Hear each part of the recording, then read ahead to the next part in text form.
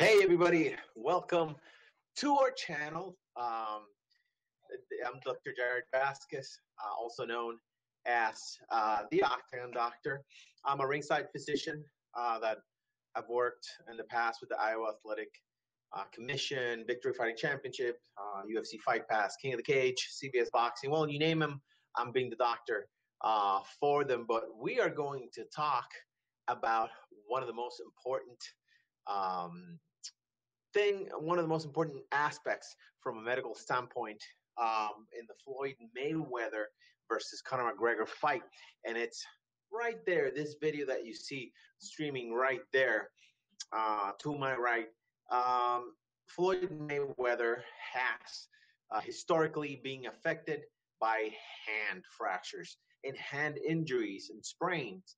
And we can see in the video here in the side, we can see the mechanics of a hand fracture. You can see that as you strike a solid surface with the closed fist, the metacarpal bones, which are the bones that make up the palm of your hand, often do not survive intact. They're fractured, or in Floyd's case, they're sprained multiple times.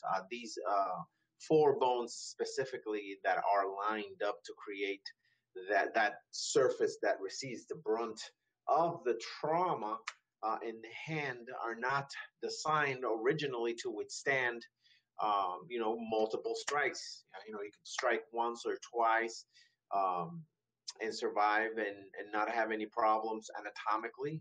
But with the passing of time, combat sports is a young man's sport. Floyd Mayweather is a magician of the defensive tactics in boxing, but this is something that could play a role, as my title says, would Floyd hand injuries play a role in Mayweather versus McGregor? It could be so. The mechanics of these injuries are very simple.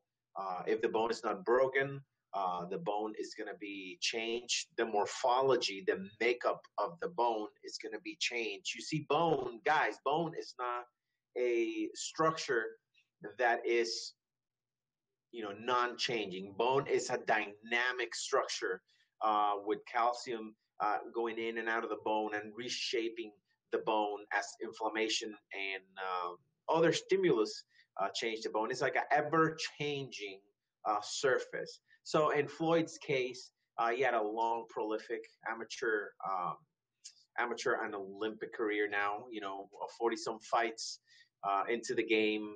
And we can see that his hands are affected greatly by this. It's going to be uneven surface. I mean, there could have been intervention by advanced orthopedics, which is what I'm thinking that is has to go on and has to happen for Floyd to have a more effective way of connecting with power and maybe ending this fight early. But it's very highly unlikely. What treatments might Floyd use in terms to regain the youth of his hands? Well, he could be using PRP, plasma-rich injections, in the procedure where they extract his own cells, spin them, and create a rich environment of his own anti-inflammatories and re-injecting them in the troubled space, as well as they could have used, they could have used any Russian centers to get stem cell injections in the hand joint.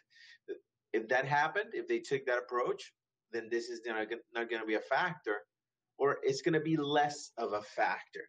A lot of people say that Floyd Mayweather is going to knock out Conor McGregor. That is definitely an alternative. But this and this right here, these fractures that are so common and that have played Floyd Mayweather will definitely play a role.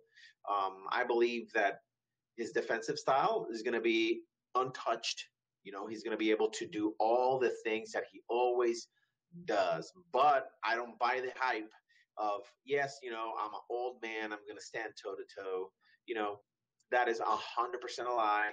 And wolf tickets, as the Diaz brothers would kindly say, he's just saying that to sell pay-per-views and to sell tickets and to get everybody hyped up for this fight.